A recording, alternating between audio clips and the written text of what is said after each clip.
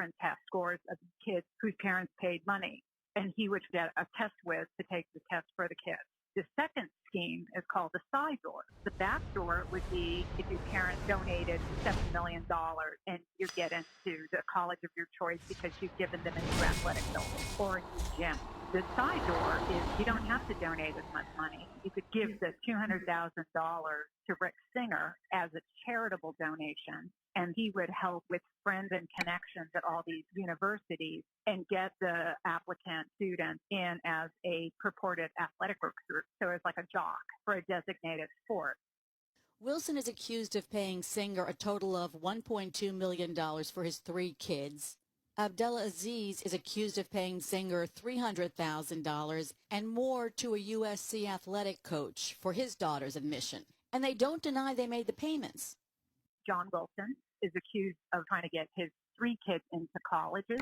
The first was a son who he allegedly paid Singer $200,000 to get his kid in as a water polo player. The dad says, but my kid really was a water polo player. There was no faking involved. I gave $200,000 to Singer. He told me he was going to give it to USC. And as a matter of fact, $100,000 ended up at USC. And I got a thank you note for my donation. Meanwhile, Singer pocketed the next $100,000.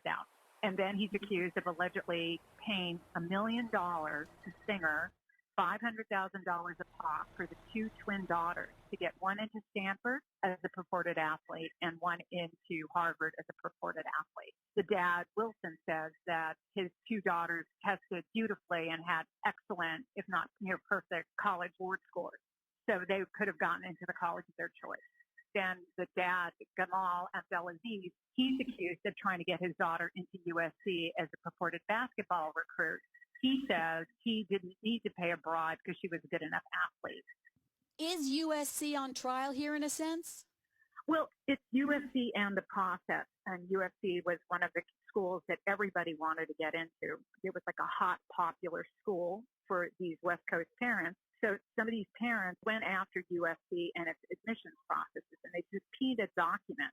And eventually they got what they call a smoking gun, which is an 8-page spreadsheet of names of students who they knew at USC. It was called the VIP list. And it was submitted for admission over a period of years. And I think there's several dozen students. It's like an 8-page Excel spreadsheet. And it explains their connection, whether they were good for, quote unquote, $15 million to the men's golf team or $3 million to the USC Sporting Center. It's just stunning to see this all written down in this list. There was a magistrate at one point, and she was questioning what this VIP list was. And USC said, oh, there's nothing wrong. These are people we just consider VIPs. And the judge was saying, well, why do you even have this list?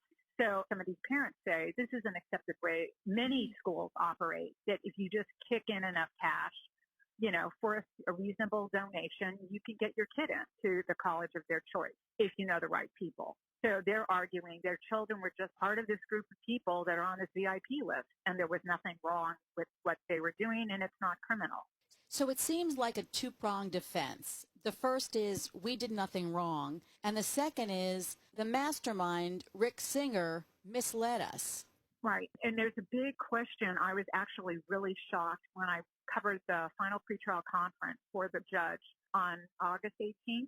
And the government slipped in on a footnote, and a filing the night before said, we don't know if we're calling Rick Singer the mastermind. I was kind of looking forward to hearing what his story was, because the parents are saying he double-talked us, he lied to us, well, we want to question him and grill him on cross-examination. And there's also some notes. Singer took notes on his iPhone just as he was beginning to cooperate with the government, with the FBI and IRS agents in the fall of 2018. And he says the FBI agents told him to, quote unquote, tell a fib to the parents to get them to implicate themselves why he was recording their calls. So the parents are arguing Singer is a liar and basically fabricated all these things that he said to us on the telephone. So he told us one story before he cooperated, that everything was on the up and up and was totally a pure and viable and honest way of getting your kid into college. But the minute he started cooperating and he realized his neck was on the line, that's when he started lying and telling a different version. And we never agreed to what he was saying on these wiretaps. So because Singer may not testify, the parents probably cannot bring in those iPhone notes because that witness will not be on the stand. So it's a big question I've talked to lawyers about whether or not the parents can make hay of those iPhone notes, would prove or help their argument that Singer was basically concocting stories the minute the FBI was listening. I can see how not calling Singer will help the prosecution keep those notes out. But how do you not call the alleged mastermind of the scheme? Won't the jurors see that as a hole in the case and ask, why are they not calling Singer? They must be hiding something. And some people ask me, well, why don't the parents call Singer? But rules of evidence, and Jen, you'll probably agree with me, if you call someone, you can't impeach your own witness unless the court declares them a hostile witness. And it's like a whole procedure you have to go through. And the parents, lawyers, have never spoken to Singer ever. So they don't really know what his story is. It's not like the prosecutors who prep somebody for days or weeks, having 26 sessions and knowing they ask a question, they exactly know what the answer is. This would be like flying blind and asking a question that might be a trapdoor for the parents, because then Singer could turn on the defense lawyer and say, well, your client's a criminal or whatever. So the parents may not necessarily want to call Singer, but they could make an argument that there's a missing witness. You know, they want to have the jury know that Singer is missing and maybe make him out to be the fall guy or the real villain of this whole scheme to rebut those wiretaps. Some of those recordings are very, you know, the parents are talking about, oh, can I get a 2-for-1? Oh, how much is it going to cost me? And it sounds like the parents are scheming. A jury could be through that evidence of a father entering into an illicit agreement with Singer. So the prosecution can introduce the tapes because the FBI recorded them. But normally, wouldn't you have the person who recorded them on the stand to explain them? Yes, right. And you think about sometimes there's wrong cases where they have wiretaps. They don't have a person that made the wiretap. They just have the FBI agent saying, yeah, we put a wire in the Ravenite Social Club, and that's how we got John Gotti on. They've already made requests to the court to authenticate and the usage of the tape, the consensual recordings that Singer made without Singer. Do you know if either of the fathers are going to take the stand? Of course, they don't have to. That remains to be seen, I guess, how the case plays out for the government side of it. One of the things that's really interesting is a couple of parents are going to testify for the government. A couple from California named Bruce and Davina Isaacson. And they were the first to plead guilty of all the parents. They immediately did a deal. And now they're going to testify what they were thinking to give the jury some perspective of what parents may have been thinking and what these two fathers may have been thinking. They're also going to call some coaching staff that pled guilty and other co-conspirators with Singer in his business to give insight that this was a scam, that Singer was milking money. I mean, the government, when they announced this case, said Singer had been doing this for years and had made $25 million. We've added up the amount of bribes in this case. I think we got to maybe $10 million or $8 million. We've talked about this case several times, and initially I thought the prosecution has a slam dunk case, but it seems like the defense might knock some holes in the prosecution's case. What you can do to get a plea deal is different from how it'll play before a jury. I mean, some people have said, oh, this is going to be so unpalatable to the general public and jurors that they're going to immediately convict. And the judge summoned more than 200 people to court in Boston to have people fill out a questionnaire. And it's a 13-page questionnaire that asks, how much do you know about this case? Have you ever had a child apply to college? Have you ever worked in the college system? Do you ever work in country? Do you have anything against cooperators? So they're going to try to weed out those opinions that might be swayed one way or another, and to weed out those people and try to get a fair and impartial jury. Thanks, Pat. That's Bloomberg legal reporter Patricia Hurtado. And that's it for this edition of the Bloomberg Law Show. I'm June Grosso, and you're listening to Bloomberg. Burden LLP. The world's financial decision makers connect on the Bloomberg terminal, sharing ideas, negotiating trades, and forming an influential network that helps power global markets. Isn't it time you join them? Bloomberg.com/professional. The Accountants and Advisors presents Tax Chat with Lisa Goldman, partner and leader of Burden's International Tax and Advisory Practice. It's a smart business practice to diversify your investment portfolio, and many investors look for opportunities in different countries to achieve this objective. However, investing overseas can be complicated and often requires working with a specialist who has a firm grasp of both domestic and international tax law. At Burden Accountants and Advisors, our experienced team works with clients to help them develop cross-border tax plans that minimize their tax liabilities, ensure compliance, and save them money. If you're a high net worth individual or a business owner, let Burden help protect you, your family, and your business. For more Tax Chat from Burden Accountants and Advisors, visit burdenllp.com. That's BERDONLLP.com. Burden Accountants and Advisors. We listen, we solve, we do. You know the expression, hit the ground running. We think it's a better idea to hit the ground listening. Karen Moscow. The pandemic is having a major impact on the labor market. Nathan Digger. President Biden is setting a new goal. Bloomberg Daybreak. A landmark trial kicked off this week. Weekday mornings at 5 Eastern. We really haven't seen that kind of move happen. On Bloomberg Radio, the Bloomberg Business app, and BloombergRadio.com. Bloomberg, the world is listening. This is Daniel Glazer. I'm a trustee of the Jewish Communal Fund and chair of the Special Gifts Committee. Back in March, when the world came to a grinding halt with the coronavirus crisis, I turned to the Jewish Communal Fund to make grants to charities that were important to me. Our community of fund holders responded generously, and so did JCF. Through our Special Gifts Fund, which functions like an endowment, JCF made a grant of $1 million to UJA Federation of New York and the Metropolitan Council on Jewish Poverty to fight food insecurity and provide much-needed assistance to Holocaust survivors and single parents who have been impacted by the crisis. If you are not using a donor-advised fund for your giving, now is the time. Working with the Jewish Communal Fund is easy. It's convenient, it's efficient, and it enables you to focus on your charitable giving, especially in difficult moments like these. To find out how JCF can maximize your charitable impact and reduce your tax burden, visit jcfny.org. Broadcasting 24 hours a day at Bloomberg.com and the Bloomberg Business app. This is Bloomberg Radio. Now, a global news update. President Biden is recognizing the lives lost during the September 11th terror attacks for the 20th anniversary. Jim Forbes reports.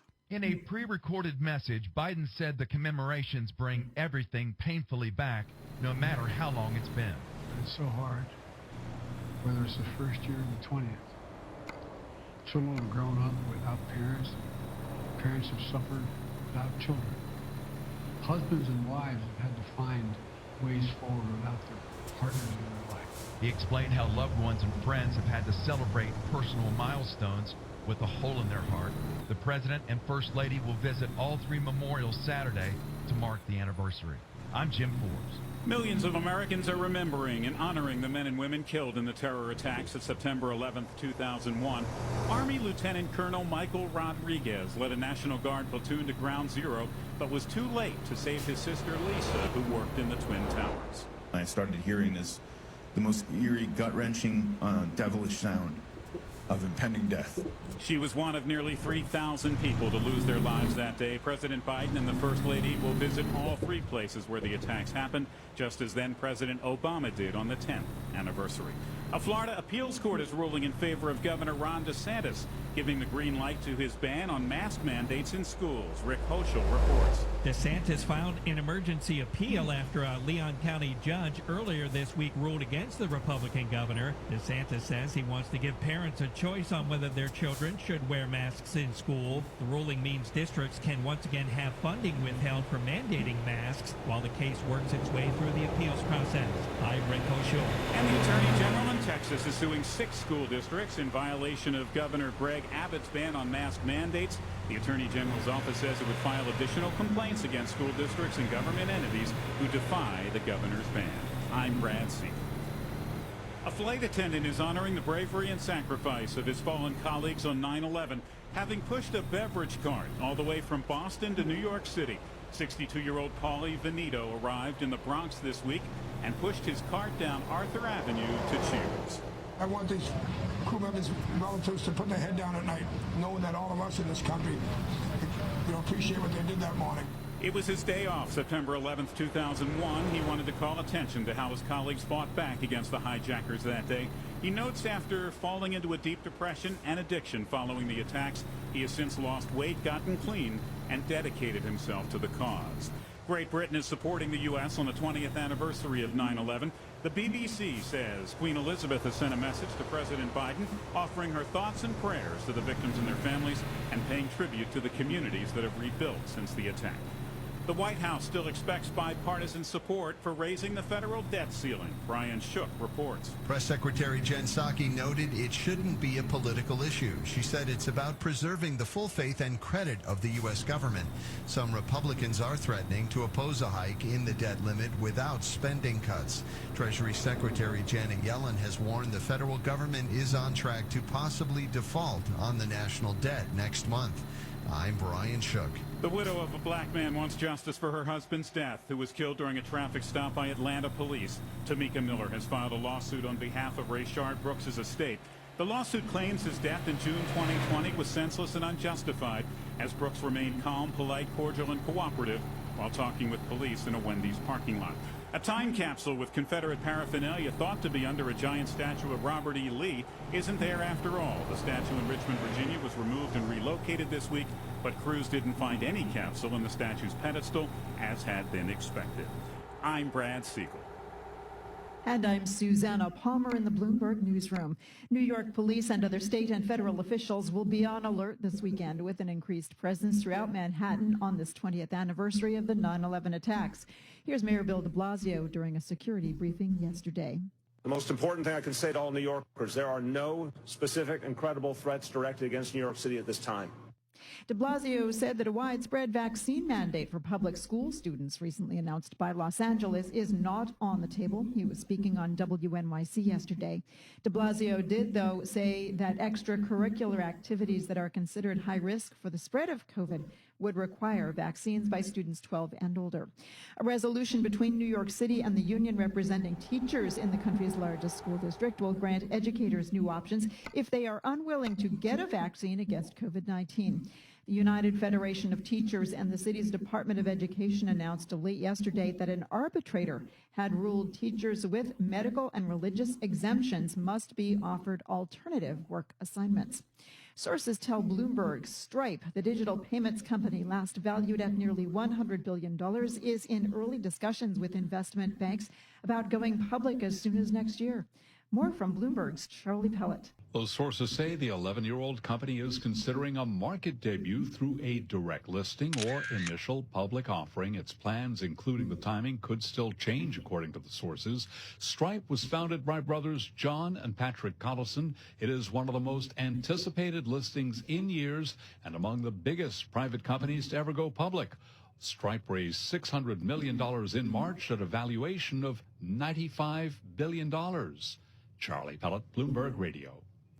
Global news 24 hours a day on air and on Bloomberg Quick Take, powered by more than 2,700 journalists and analysts in more than 120 countries. I'm Susanna Palmer. This is Bloomberg. This is Bloomberg Business Week. Insight from the reporters and editors who bring you America's most trusted business magazine. Plus, global business, finance, and tech news as it happens. Bloomberg Business Week with Carol Masser and Bloomberg Quick Takes Tim Stenovic on Bloomberg Radio. Hi, everyone. Welcome to the weekend edition of Bloomberg Business Week. Carol Masser is taking some well-deserved time off. Coming up this hour, it's not a week without talking about the shrinking gap between traditional finance and crypto. Plus, we're going to hear from one tech CEO who's focusing on the fight against ransomware. And next hour, we hear from the CEO of Land's End. He talks to us about the outlook for the holidays and how tough it's been to find employees. All that and more to come over the next 2 hours, but we begin with the current issue of Bloomberg Business Week magazine. It's the cities issue and features stories about cities all over the world, the challenges they've faced throughout the pandemic, and what they'll look like years into the future. It also takes a close look at one area of Seattle, a commercial district that has undergone trial by virus. The pandemic changed the heartbeat of urban areas across the U.S., and few more so than the Pike Pine corridor of Seattle's Capitol Hill neighborhood. I spoke with Noah Buhai, finance reporter for Bloomberg News, and I was joined by my Bloomberg Quick Take colleague, Katie Greifeld. Well, it's, I think what a lot of people would imagine as a vibrant at all hours retail, art, commercial district. There's music venues, a ton of restaurants.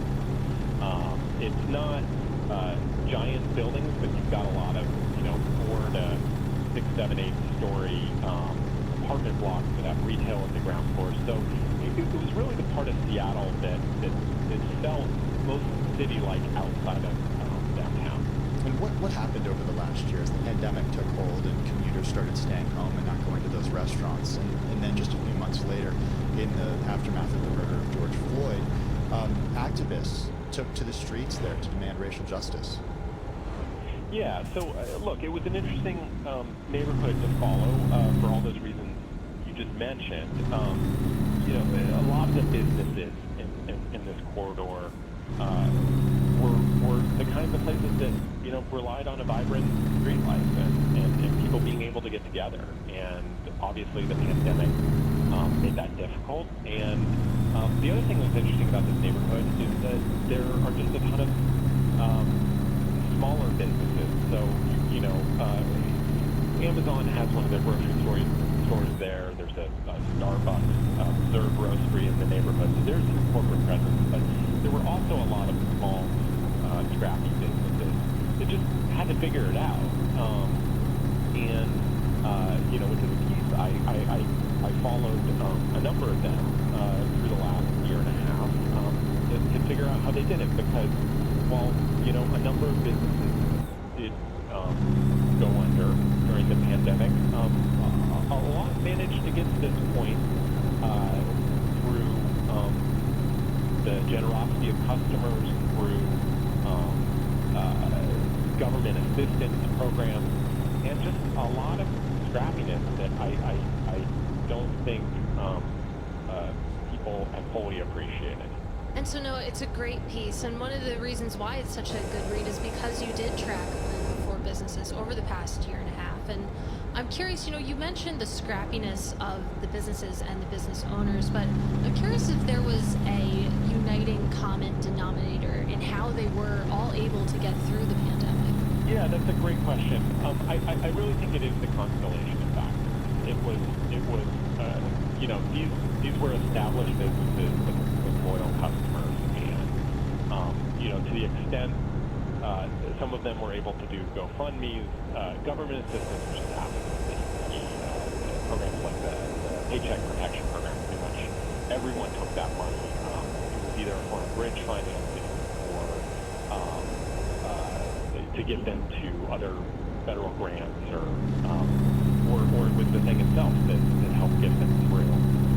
And then, I think another underappreciated part of this is that we're talking about a city where a lot of people have been willing to get vaccinated, and even though we've had pretty strong public health restrictions here in Washington State throughout the pandemic, people were willing to go back to this neighborhood when those things lifted, because we're talking about a city where, more than 75% of the people 12 and up have gotten the jabs. Well, it's interesting because one of the elements of this that really sticks out to me and really caught my attention is the graphical representation of the change in weekly visits from 2019 that are in here. Charts that just show how foot traffic has not returned to retail establishments there, to restaurants there, even after the vaccine rollout, to music venues, for example. In some cases, restaurant visits are still down, even after vaccinations, 50% from 2019. How are these business owners dealing with that? Yeah, that's a great question. I do want to highlight that the data here is really interesting. We were able to get foot traffic data on about 350 locations around the neighborhood. Most of them were commercial establishments, and I think that data really does show you, like you said, that things are far from being back to normal. And the reason these businesses are still, any of these owners will tell you things are not back to normal. I mean, they are still very much in the thick of this. And we're, going into the fall when things like outdoor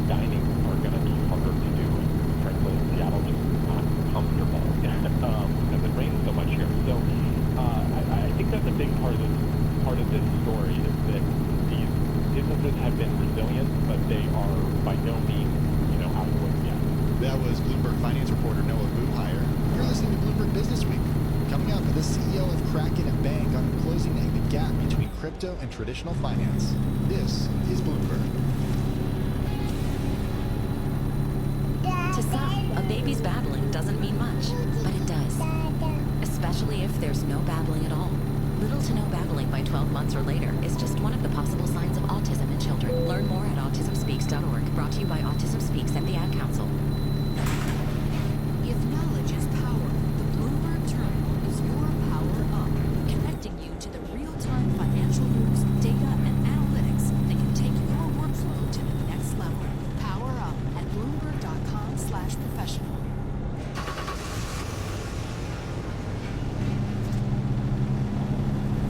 I spend a lot of time in the garage, but even more time in the rain, sleet, and mud.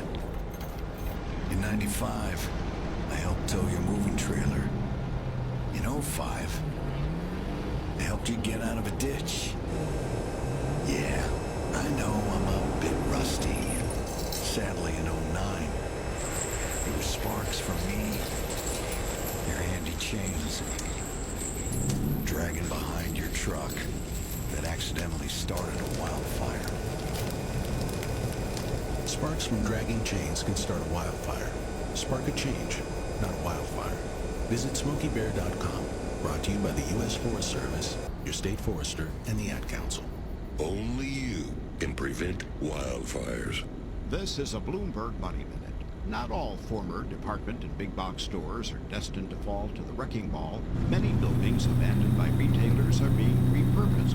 Alexandra Lang researched the retail sector and wrote an upcoming book on the history of shopping malls. She says a couple of New York stores will have new lives. Amazon is going into the former Lord & Taylor. Another old department store has been transformed into a branch of the New York Public Library. The Austin, Texas Community College took over an entire closed mall. They have classrooms and office space in a former JCPenney and now a broadcast studio in the former Dillard. Lang says there are environmental advantages to repurposing existing buildings, and the familiar locations of former stores and malls can be an advantage to new occupants. Malls were historically located near highway interchanges, so they're really easy to get to, and in most towns, everybody knows where the mall is. Jeff Bellinger, Bloomberg Radio. How are financial services firms managing in this new reality? Claire Santaniello, Managing Director at BNY Mellon's Pershing, explains. If the current times have taught us anything, it's the critical role that technology plays in client relationships. Global conditions have created a business imperative for firms to digitally transform the way they meet client needs and the way they work. Pershing's industry-leading technology enables you to adapt to the evolving ways your clients want to do business, now and in the future, and can help you build an even stronger digital client experience in a simpler, smarter, and safer environment. We have worked with clients of every size to transform their business. Pershing gives you the foundation to stand on, plus our unique perspective, to help you run your business even during the most uncertain of times. We help you consider everything. To learn more about how Pershing can help you transform your business, visit Pershing.com. Pershing LLC, member FINRA, NYSE, SIPC.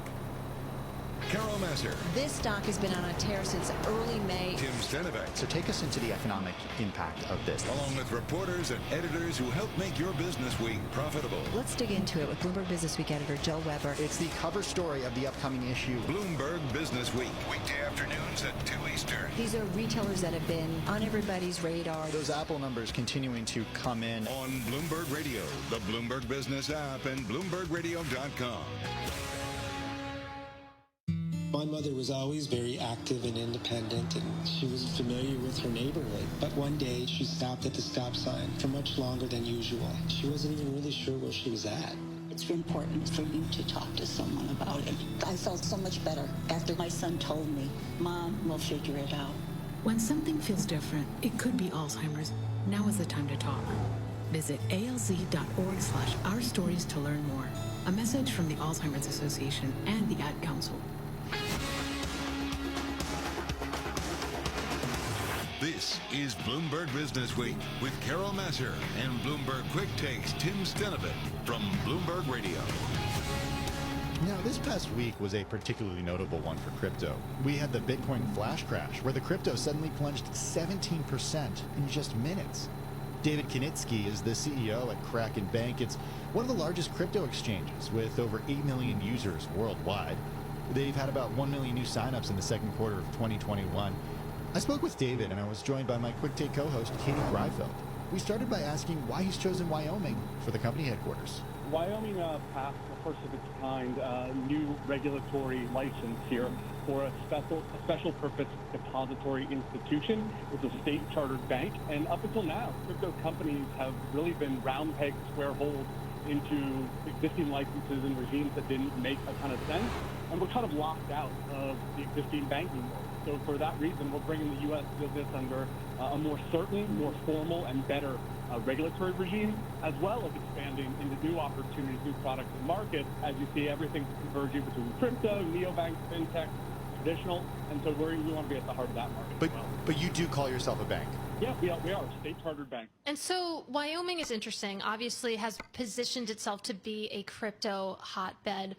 Where does that stand with the rest of the United States? Are other states moving towards Wyoming, or is Wyoming really an outlier at this point? Wyoming definitely got the ball started, but the ball rolling. But a number of states have, let's say, borrowed liberally from the Wyoming playbook and enacted their own version of a similar charter. And it's provoking federal regulators to take action as well. That's kind of the beauty of our republic and our system here, where states can be the laboratories of innovation and push things forward faster than the federal government has. So it's really been a spark that's moved the whole industry forward.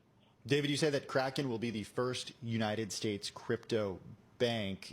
I'm wondering the problem that you're setting out to solve here. What is not being met by traditional finance? Yeah, so in the traditional regimes right now, you can either apply for 50 state money transmission licenses, or you can try, and none of them have like crypto-specific language. They're built for like Western unions and fintechs of the world.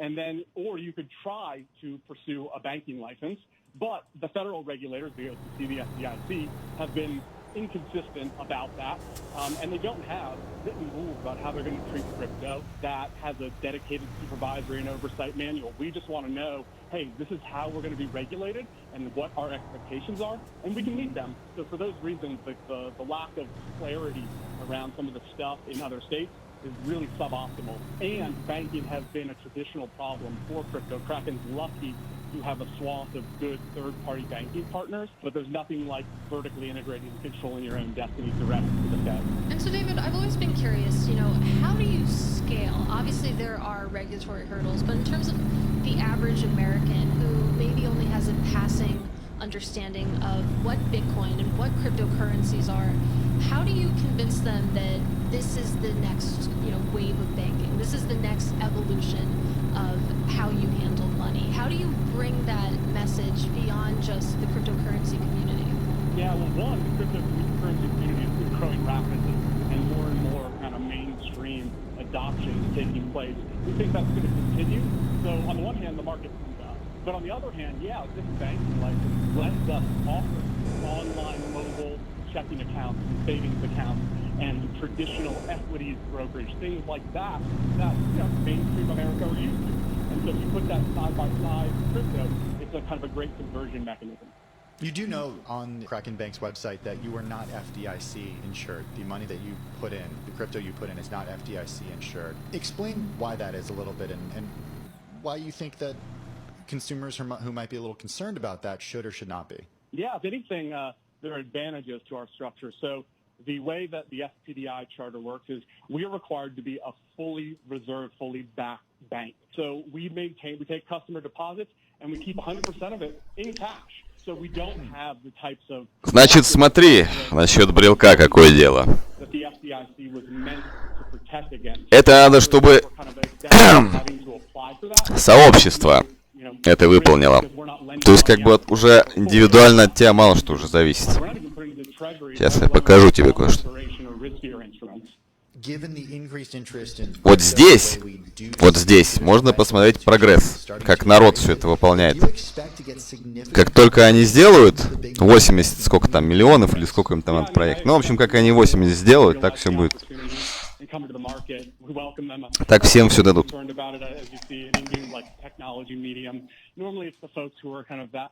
native to that medium are the ones that do best. I think it'll be pretty challenging for institutions and incumbents to really adopt to crypto fully, but I think it does help the market more broadly. And I do think the question is the existing financial industry coming to crypto rather than crypto coming to the financial industry. And so I want to switch gears and talk about stablecoins because I'm kind of obsessed with them. For those listening who don't know, stablecoins are cryptocurrencies that try to maintain a fixed exchange rate with a fiat currency. Usually it's the dollar. They try to maintain a one-to-one peg. They've come under a lot of scrutiny lately. Some people might have heard of Tether. It's the largest stablecoin. It was supposed to be backed one-for-one by US dollars. We learned in May that it wasn't, that it actually holds a ton of commercial paper, maybe 31 billion if you look at Tether's market cap. I'm curious what that could look like going forward. We know that Treasury Secretary Janet Yellen is concerned about stablecoins. Some Fed policymakers have made worried noises as well. I'm curious, David, whether you think that we could see regulation in that space. Yeah, I always expect regulation in new financial markets, no doubt. I think stablecoins are a net benefit and a boon. In fact, the U.S. should love stablecoins. It is the best way to maintain our dollar reserve hegemony and for our global reach and global economic platform. And so the U.S. should love stablecoins, but we know that the U.S. doesn't love stablecoins, and you do have banks like Barclays warning that this could raise some really thorny issues for the Fed. If there is a run on Tether, people trying to redeem their holdings, that could cause Tether to dump commercial paper en masse, and the commercial paper market is crucially important to just the functioning of the company. So I'm curious, what would get the U.S. on board if they should love stablecoins? Not surprising that a bank would be wary of something that definitely is competitive to it. And there are certain areas of stablecoins that, could potentially use a little bit more transparency, no doubt. And in fact, even Tether, which is certainly the more questionable ones in the market, it's getting better. And it is definitely changing its kind of balance sheet to these concerns. So I do think that's going to change over time, and there's going to be more transparency, whether by force or just by market dynamics. So I expect that to happen sooner rather than later. That was David Knitsky, CEO at Kraken Bank. Still ahead on Bloomberg Business Week. Who wins and who loses in the age of tech titans? We're going to hear from the man who literally wrote Reactive and Independent is Bloomberg. Asset manager. If knowledge is power, the Bloomberg Terminal is your power up, connecting you to the real-time financial news, data, and analytics that can take your workflow to the next level. Power up at Bloomberg.com/professional. Users who seize change to launch new strategies, add distribution channels, or exploit new technology to re-engineer the investor experience are often rewarded. However, in an industry paralyzed with complexity, few act with agility or decisively. Few run their business strategically. Yet, the most competitive managers in the market know, with the right partner and a flexible operating platform, you can. Go boldly toward change with SEI Investment Manager Services. Determination and operational strength are both essential factors for growth in asset management. I'm Steve Meyer, President and Head of SEI's Investment Manager Services Division. We know that disruptive forces create opportunities around the world. If you see potential in change, our industry specialists will maximize SEI's integrated platform of data and risk management, global investment operations, compliance support, and investor services to position your asset management business for success. Come grow with us. With SEI Investment Manager Services, you lead the charge in a competitive marketplace. Learn more at SEIC.com/seize-change. As a research university, NJIT makes smart technologies even smarter. That's why NJIT graduate and civil engineer Anya O'Dwyer says the university is so important for her industry. Construction and civil engineering is always going to have cranes and, people and movement, but how we're designing and implementing things, that's what's changing. We have millions of data points now that we never had before, and that's allowed us to think about planning and design in a way that we haven't done so before. NJIT is very much at the forefront of that. Collecting data, understanding data, manipulating data, having access to a facility like NJIT, which is constantly focused on research and innovation, is so important for the industry and what it means to be designing for smarter systems. NJIT, New Jersey Institute of Technology. Learn more at njit.edu. This is a Bloomberg Money Minute. Fiberglass is among the latest on a long list of things in short supply. That's hitting companies that make everything from wind turbines and RVs to surfboards and a range of other recreational products. Swimming pools, hot tubs, things like that. Jeff Sloan is editor-in-chief at Composites World, which covers the fiberglass industry. Yachts and sailboats and motorboats. For consumers, the problems can mean longer waits and higher prices. Sloan points to several factors behind the shortage of fiberglass. You take the trade situation and tariffs, you take COVID and the effects of COVID, the disruptions to supply chains with the management of shipping containers, and then you throw in some of the winter weather that we had earlier this year. Combined, he says, it's a volatile mix that's causing lots of headaches for companies. The hope is that in the next few months, by the end of the year, we'll start seeing things level out, smooth out. Gina Cervetti, Bloomberg Radio. Wake up and text. Text and eat. Text and catch the bus. Text and miss your stop. Wait. Text and be late to work. Sorry. Text and work. Text and pretend to work. Text and act surprised when someone calls you out for not working. Who, me? Text and meet up with a friend you haven't seen in forever. Hi. Oh, hey. Text and complain that they're on their phone the whole time. Text and listen to them complain that you're on your phone the whole time. Text and whatever. But when you get behind the wheel, give your phone to a passenger. Put it in the glove box. Just don't text and drive. Visit StopTextsStopWrecks.org. A public service announcement brought to you by the National Highway Traffic Safety Administration and the Ad Council. Burden LLP Accountants and Advisors presents Tax Chat with Richard Goldstein. Я еще не припомню такого, чтобы сообщество не выполнило ивентовское это общее задание. Ну потому что целый месяц на это дается, они все это выполняют и перевыполняют со страшной силой. For example, if you live in Manhattan but have been residing and working in Connecticut because of the pandemic, you may be a resident of one or both states and potentially taxed twice on the same income. At Burden, we help clients develop a plan to address double residency concerns and non-resident income allocation to minimize their overall tax liability. If you're a high net worth individual or a business owner, let Burden help protect you, your family, and your business. For more Tax Chat from Burden Accountants and Advisors, visit burdenllp.com. That's BERDONLLP.com. Burden Accountants and Advisors. We listen, we solve, we do. The names that drive politics, policy, and business. Speak to Bloomberg's David Weston. From politicians, Senator Sherrod Brown, chairman of the Banking, Housing, and Urban Affairs Committee, to CEOs. Dr. Albert Bourla, he's chairman and CEO of Pfizer. Brian Moynihan, chairman and CEO of Bank of America. The world's top decision makers join David Weston.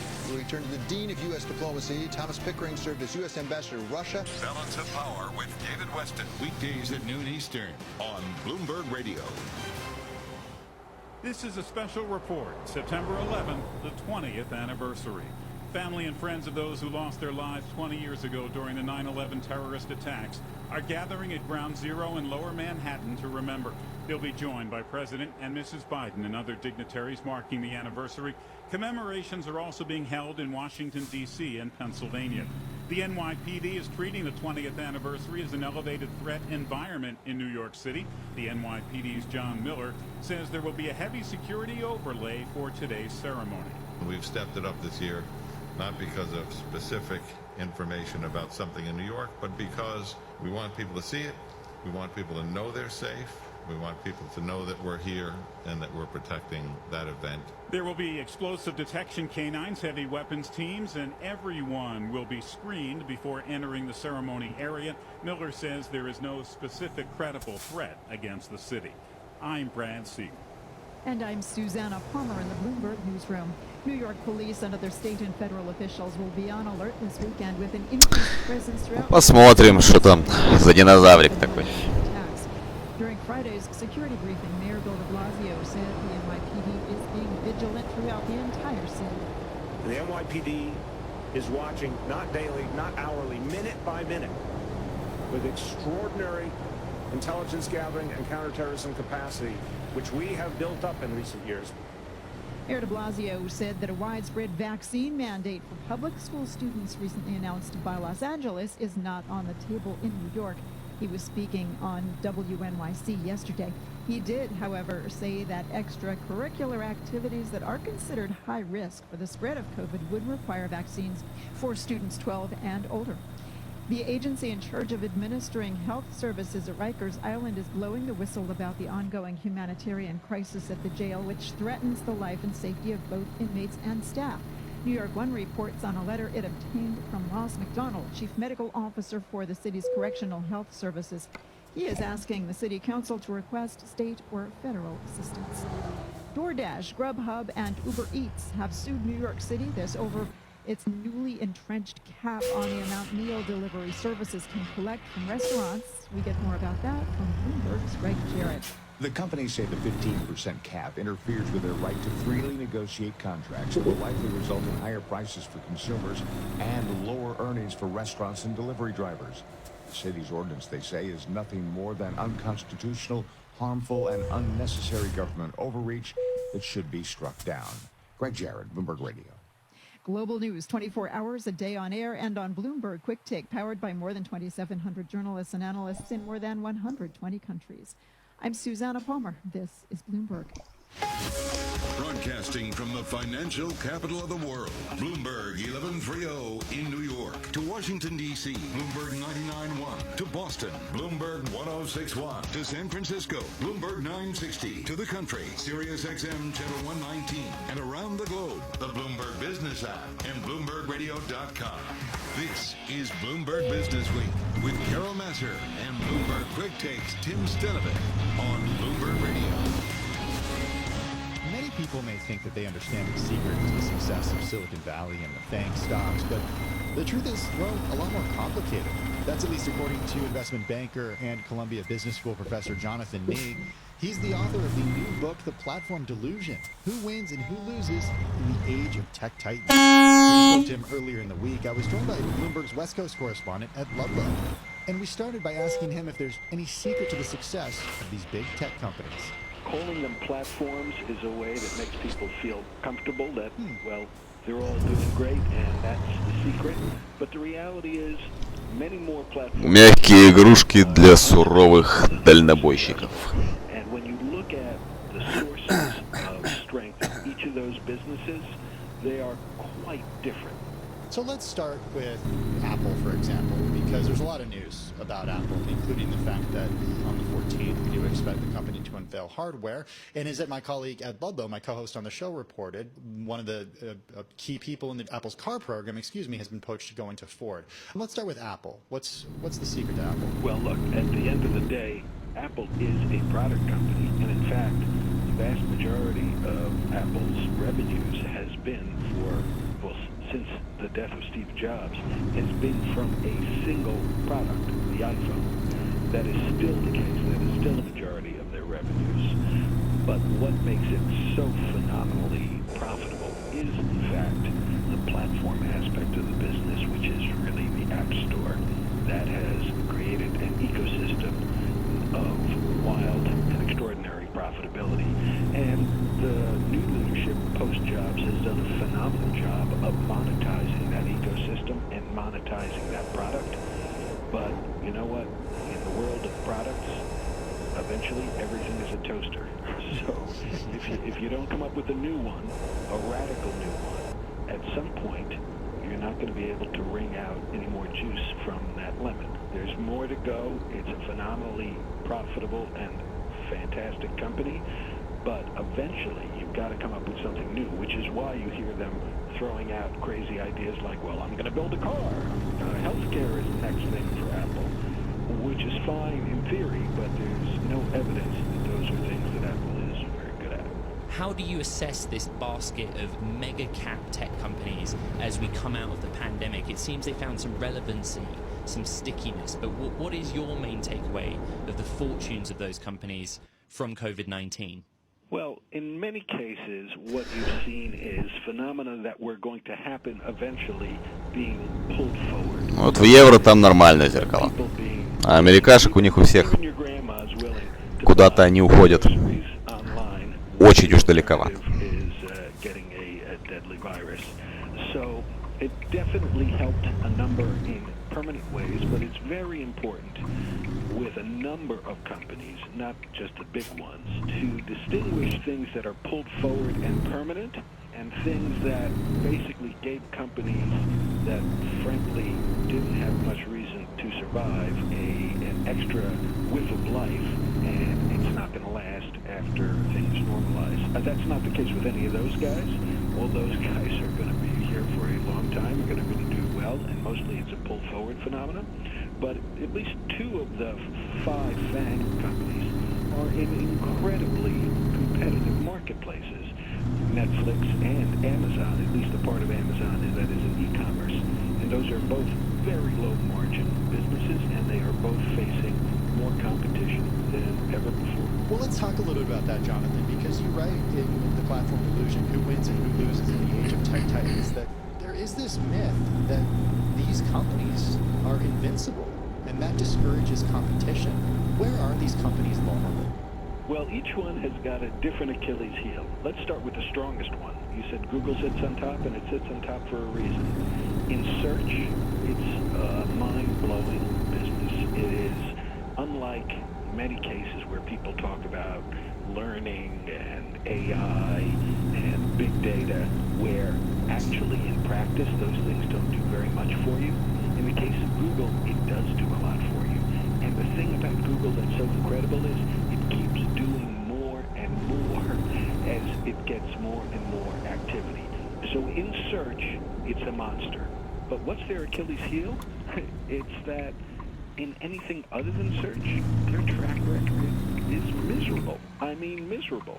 A great example of that is their attempt to compete with Amazon in AWS. It started trying to compete with AWS at exactly the same time as Microsoft did. Right. That's Columbia Business School professor Jonathan Nee. He's also the author of the new book, The Platform Delusion, Who Wins and Who Loses in the Age of Tech Titans. You're listening to Bloomberg Business Week. Up next, we stay with the tech industry, but move closer to cybersecurity. This is Bloomberg. With 3 bright... The world's financial decision makers depend on the Bloomberg terminal, sharing ideas, negotiating trades, and forming an influential network that helps power global markets. Isn't it time you join them? Bloomberg.com/professional. Your mind's thinking of questions. How far apart are the 2 Americas right now? Someone's bound to ask the one you most want answered. What defines that as the year goes on? Tom Keene, Jonathan Farrow, and Lisa Abramowitz. How do you explain the fact that you have not seen a cheer from equity traders? Bloomberg surveillance. Will that occur within market stability? Weekday mornings at 7 Eastern on Bloomberg Radio, the Bloomberg Business app, and BloombergRadio.com. Accounting professional Liam Cohen, CPA, a trustee of the Jewish Communal Fund, and Sephardic Beaker Holem, talks about why he uses JCF's donor-advised fund and recommends JCF to his clients. JCF is an organization that I've worked with for many years, both personally and in my accounting practice. The ease of giving and managing my donations through their website is very effective. Using it for tax planning and managing all of my charitable giving through one place. JCF's endowment helps support Jewish organizations throughout the tri-state area, and that's very important to me and my clients. JCF's donor-advised fund is the smarter way to give back. Let Jewish Communal Fund maximize your clients' charitable deductions and streamline their charitable giving. Since JCF handles all the administration, get started now at jcfny.org or call 212-752-8277. We have a gift for giving. With the Bloomberg Small Business Report, I'm John Tucker. Congress has ramped up its work on President Biden's economic agenda with House committee votes on core pieces of a planned $3.5 trillion tax and social spending budget bill. The House Small Business Committee approved $25 billion in small business aid over the next decade in its portion of the legislation. The panel's bill includes $9.5 billion for a new initiative to provide capital to firms in underserved markets and critical industries such as infrastructure, childcare, and manufacturing. The initiative will work with small business investment companies, which are privately owned entities licensed and operated by the U.S. Small Business Administration to provide financing businesses and startups. The legislation also devotes $1 billion for business development academies and accelerator programs in historically black colleges and universities. And that's the Bloomberg Small Business Report. Why do hedge funds and other alternative managers rely on Pershing for a highly personalized experience? Mark Alderati, a managing director at BNY Mellon's Pershing and head of Prime Services, shares how we help you consider everything. In today's ever-evolving environment, the team at Pershing's Prime Services wants to know, what are you focused on now? Are you confident in the stability of your counterparty?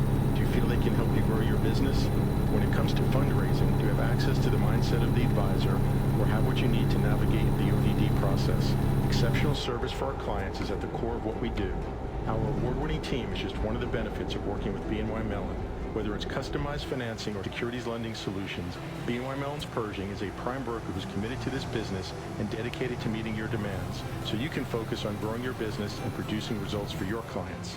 To learn more about the unique and industry-leading solutions for hedge funds and other alternative managers, visit Pershing.com. Pershing LLC, member FINRA, NYSE, SIPC.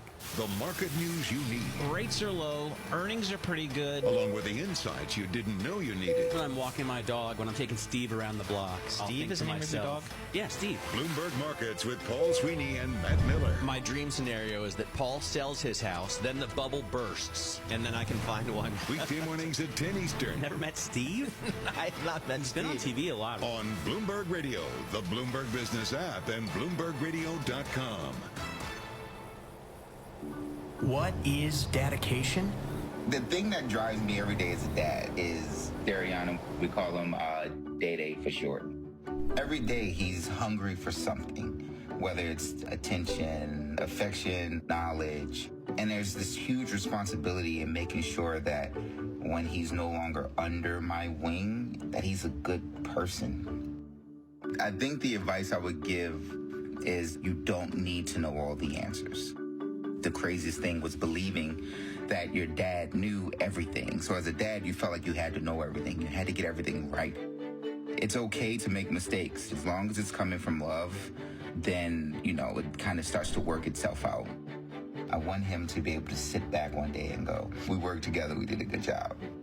That's dedication. Find out more at fatherhood.gov. Brought to you by the U.S. Department of Health and Human Services and the Ad Council.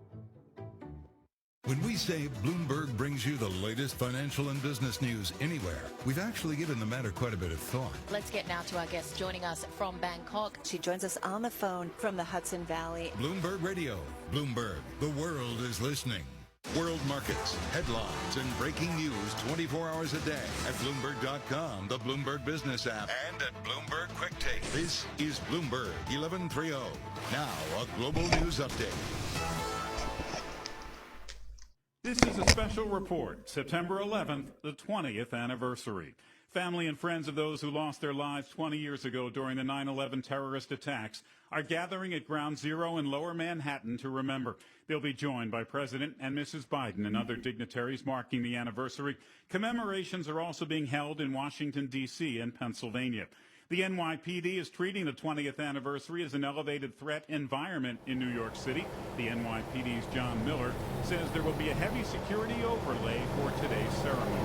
We've stepped it up this year, not because of specific information about something in New York, but because we want people to see it, we want people to know they're safe, we want people to know that we're here and that we're protecting that event. There will be explosive detection canines, heavy weapons teams, and everyone will be screened before entering the ceremony area. Miller says there is no specific credible threat against the city. I'm Brad C.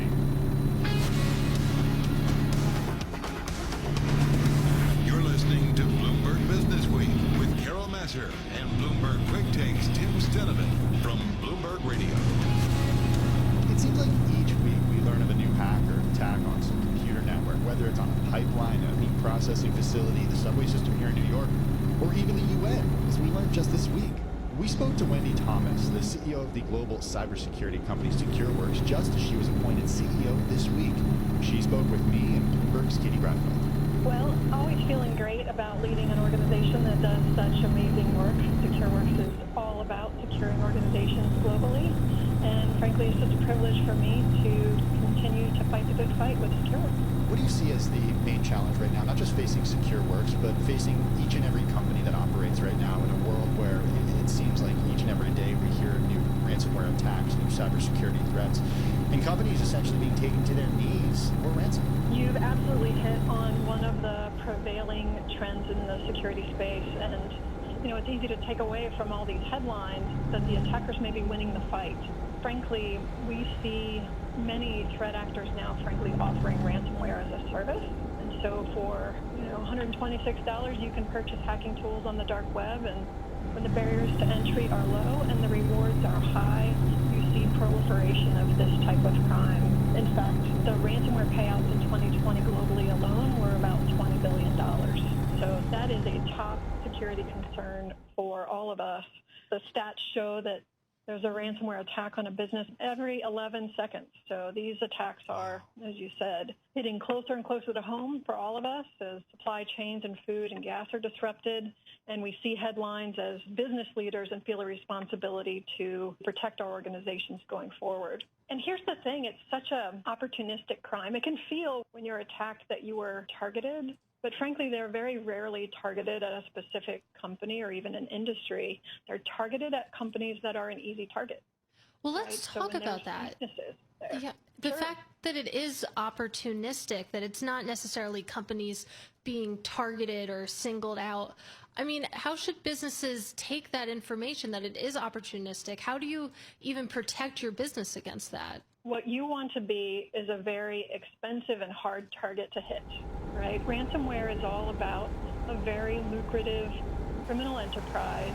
And so if you set the foundational protections in place in a business, it is not complex, but it is diligent to protect your business with good security hygiene, strong passwords, multi-factor authentication, being very guarded about your IT admin rights. Those are great ways to prevent an easy entry because companies are really only as strong as their weakest link, right? That adversary only has to find one crack in the armor to get in. And so we believe that you have to do everything you can to be a hard target for them. And at SecureWorks, we also believe that eventually they're going to find a way in. Some employee will probably click on that phishing email. So you've got to have complete visibility to detect anything and everything across your digital estate. And then because speed is of the essence, you've got to have the ability to contain those threats in an automated way before real damage can be done. So if it is inevitable that someone will gain access to a company network, what's the next step that the company needs to take to minimize damage? And that's where the ability to be prepared for when they're in. And so the time to detect them has to be absolutely rapid. And then the ability to have a platform like the Taegis platform that SecureWorks has, it tells you what good looks like, right? It says, this has happened, this is who the threat actor is, this is the asset they're targeting, and it's important to your organization. Click this button, it's time to contain this threat immediately. So it's that mean time to remediation that is important, so that threat actor doesn't have the time to get to a place where they can deploy that ransomware and cripple your organization. We've really seen a proliferation of attacks over the past few months. I'm curious, why now? Why 2021 have we seen just such a big uptick in hacks? I think there's a combination of an increase in hacks, and certainly the shift to remote work increased the attack surface in the midst of the pandemic. And there were opportunistic opportunities for those threat actors to also use the fear or lack of information around the pandemic to create different kinds of attack vectors, phishing emails, vaccine answers, and that kind of thing. But I also think that the impact of those has been much larger, impacting everyday citizens, like the pipeline attack. And because of that, the headlines and the focus of even governments has increased as a result of that. Wendy, whenever I'm talking to a cybersecurity expert, someone in a position like yours, I want to ask, yes, about what companies can do, but also about what we can do as individuals. I mean, we carry around these phones with so much information on them. We have our email accounts that allow us to reset passwords if we forgot a password. What is the best way that we can think about protecting our own personal data when it's out in so many places? What are some best practices for us? Well, first of all, I say that security is a team passport, right? And so one of the things that's important to SecureWorks is increasing cyber literacy generally, because if you make yourself, again, a difficult target, then the likelihood that you'll be opportunistically targeted is lower. But your information does have value, your contact, your banking information, and to the extent that you don't put multi-factor authentication in place around your particularly banking or other sensitive information or application access, you're creating unnecessary exposure. Strong passwords, not your dog's name, not anything around your family.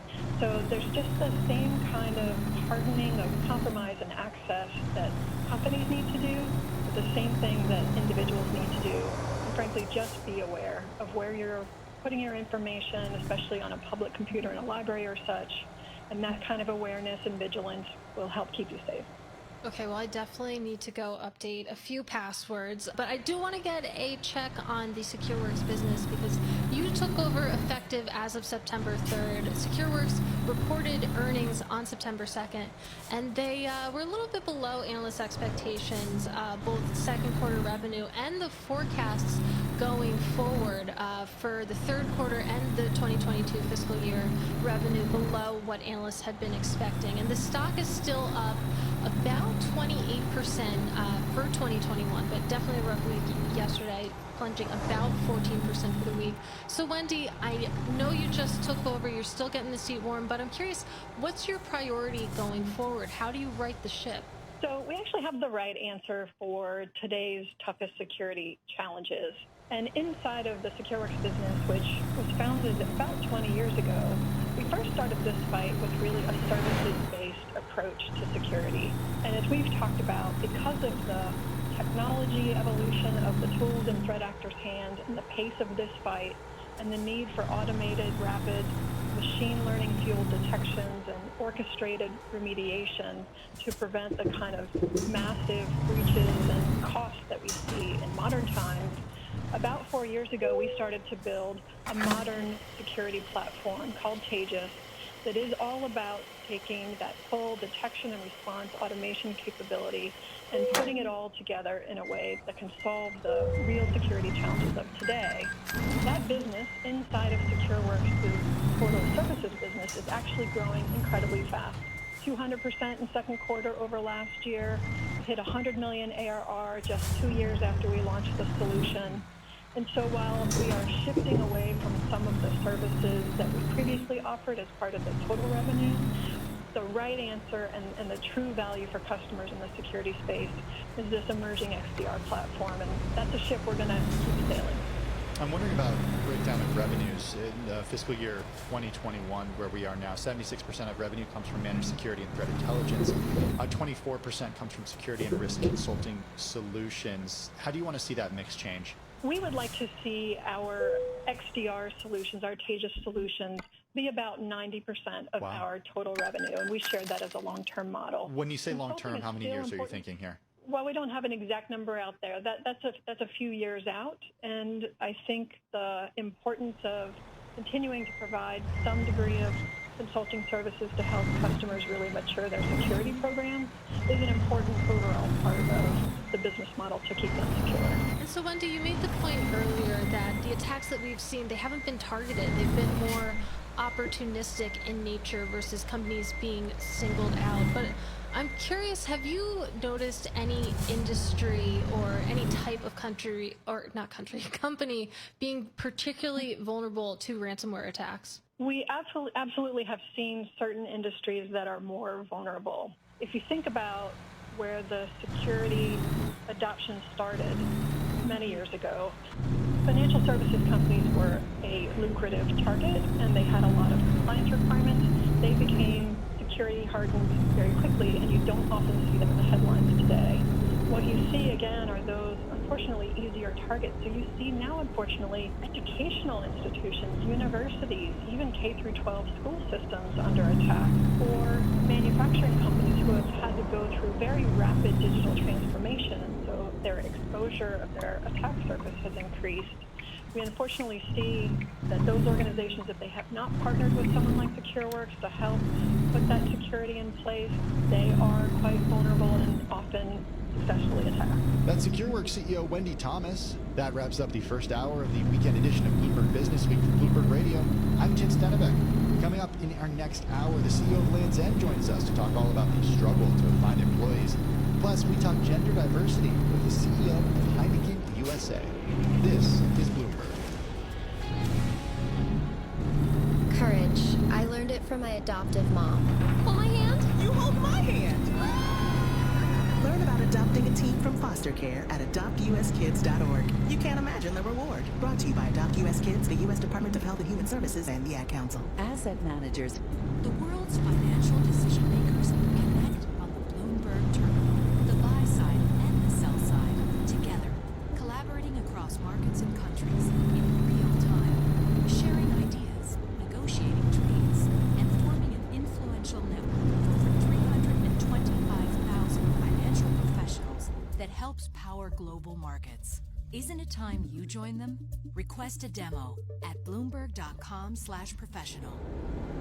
Who sees change to launch new strategies, add distribution channels, or exploit new technology to re-engineer the investor experience are often rewarded. However, in an industry paralyzed with complexity, few act with agility or decisively. Few run their businesses strategically. Yet the most competitive managers in the market know with the right partner and a flexible operating system, you can. Go boldly toward change with SEI Investment Manager Services. Determination and operational strength are both essential factors for growth in asset management. I'm Steve Meyer, President, Head of SEI's Investment Manager Services Division. We know that disruptive forces create opportunities around the world. If you see potential in change, our industry specialists will maximize SEI's integrated platform of data and risk management, global investment operations, compliance support, and investor services to position your asset management business for success. Come grow with us. With SEI Investment Manager Services, you lead the charge in a competitive marketplace. Learn more at SEIC.com/seizechange. What's happening in D.C.? Democrats are more concerned about too big to fail. Is that fair? Bloomberg's Joe Matthews speaks to the insiders with the answers. Eleanor Holmes Norton is with us, Congresswoman from the District of Columbia. And brings you the top stories of the day from in and around our nation's capital. The president signed an executive order to boost competition. Bloomberg's Sound On with Joe Matthews. Weekday afternoons at 5 Eastern on Bloomberg Radio, the Bloomberg Business app, and BloombergRadio.com. Greg Sauter is president of WGI, which provides engineering solutions for public infrastructure and real estate development projects. He's also on the board of overseers for New Jersey Institute of Technology and sees firsthand the intense demand by companies to hire NJIT graduates. It's become almost cliche to say, but a large percentage of the jobs required in the not too distant future have not even been identified yet. What that means is we need graduates with problem-solving skills and an understanding of technology, technological dexterity, to be the leaders and innovators of the future. NJIT is rising to that challenge. It's not just about the engineering and the science, but it's also about the application of those in problem solving. Understanding how to apply is something that NJIT is outstanding at, and that's one of the reasons that their student body, that their graduates are sought after. NJIT, New Jersey Institute of Technology. Learn more at njit.edu. Broadcasting 24 hours a day at Bloomberg.com and the Bloomberg Business app. This is Bloomberg Radio. Now a global news update. Family members who lost loved ones 20 years ago in the 9/11 terrorist attacks are gathered in Lower Manhattan for the remembrance ceremony. Scott Pringle is there. Well, this is a bigger crowd than in previous years. Some are carrying photos of their loved ones lost. Others have shirts reading 9/11 Never Forget. And there are roses and American flags that line the sides of the reflecting pools, which are in the footprints of where the Twin Towers once stood. Diana lost her husband, Michael, who worked in the World Trade Center. Pretty much just as bad as the first year, as day one. Time, it's like yesterday. It feels pretty bad, actually. But very hard, but this is where I have to be. So I'll always be here until, my last breath. A giant American flag has been unfurled at the Pentagon to commemorate the 20th anniversary. The President and First Lady will visit all three 9/11 memorials today to mark the 20th anniversary. The first senior member of the New York City Fire Department to arrive on scene at the World Trade Center on 9/11 is looking back. Fire Chief Joseph Pfeiffer says he'll never forget the bravery shown by so many first responders. And they did ordinary things like saying, keep going, you can make it out of here. And we know those simple words made the difference of life and death. And that morning, we saved 20,000 people. Pfeiffer recalls ordering his own brother up the North Tower that day. He would go on to become one of the nearly 3,000 lives lost. And in the heartland of America, Iowans are marking the anniversary. Diane Johansson volunteered to install 2,977 flags at a park in Des Moines. It is truly a day we should not ever forget, because we as Americans didn't expect something like this to happen in our own land. So it's something small we can do to help commemorate it. And the next SpaceX Dragon launch scheduled for Wednesday will have 4 civilians on board. I'm Brad Siegel. A new memorial to 9/11 is now on display at Newark Liberty International Airport in New Jersey. Port Authority Chairman Kevin O'Toole says this kind of tribute is especially important 20 years later. And we at the Port Authority want to make sure no one forgets the next generation. And so the steel you see here and the flag we see here is a remembrance of those who perished that day, but it's also to educate the next level generation. The memorial features a 30,000-pound piece of steel from the corner of the World Trade Center South Tower, which had been in a warehouse. It was a maintenance worker who came up with the idea, and it was constructed in time for the 20th anniversary. Warriors in Florida who have spent the last 2 decades fighting in Afghanistan and Iraq are pausing to remember the 20th anniversary of the 9/11 attacks. Gordon Bird has the story. Richard Clark is commanding general of U.S. Special Operations Command, headquartered at MacDill Air Force Base near Tampa. He says 9/11 is about those who died on that day, but also about those who have sacrificed since then to prevent another terror attack. We remember 660 Special Operations teammates who have lost their lives since 9/11. General Clark says the generation who signed up since September 11th, 2001 have made Special Forces prepared in a way they weren't 20 years ago. I'm Gordon Burrow. The White House is defending President Biden's updated strategy on fighting the COVID pandemic. It includes broad new mandates on vaccinations. Press Secretary Jen Psaki says the president is trying to get new COVID cases reduced while saving lives. She cited growing frustration among many about the roughly 80 million Americans who remain unvaccinated. And Alabama Governor Kay Ivey says Republican governors are united in fighting back against those new White House COVID mandates. She was on a conference call with other GOP leaders and says she encourages folks to get the vaccine. However, she says Biden's mandates go way beyond his power. I'm Brad Siegel. And I'm Susanna Palmer in the Bloomberg newsroom. Mayor Bill de Blasio said a widespread vaccine mandate for public school students recently announced by Los Angeles is not on the table in New York. He was speaking yesterday on WNYC. De Blasio did, however, say that extracurricular activities that are considered high risk for the spread of COVID would require vaccines by students 12 and older. Those activities include chorus, musical theater, dance, band and marching band, and cheerleading. Apple has been ordered by a court to allow developers to steer consumers to outside payment methods for mobile apps in a ruling that's a severe blow to the iPhone maker. More on that from Bloomberg's Charlie Keller. A federal judge granted an injunction sought by Epic Games while also ordering the game maker to pay at least $4 million in damages to Apple for breach of contract. The order could take a big bite out of the profitability of the App Store. According to analysts, the App Store takes in more than $20 billion a year with a profit margin above 75%. Charlie Pellet, Bloomberg Radio. We're hearing Stripe Inc., the digital payments company, is in early discussions with investment bankers about going public as early as next year. It was a down week for stocks and the first weekly loss for the S&P 500 in 3 weeks. Hira Pandit is global market strategist at JP Morgan Investment Management. She says there are several reasons beyond the uncertainty over COVID that stocks fell. We've seen that the jobs numbers have gotten a little bit weaker. Although policy is still accommodative right now, there's going to be a lot of negotiations in Washington on the fiscal side that could cast some doubt, and we're likely to see tapering at the end of the year. For the week, the S&P 500 fell 1.7%. The Dow dropped 2.2%. The Nasdaq down 1.6% this week. Global news 24 hours a day on air and on Bloomberg Quick Take, powered by more than 2,700 journalists and analysts in more than 120 countries. I'm Susanna Palmer. This is Bloomberg. This is Bloomberg Business Week.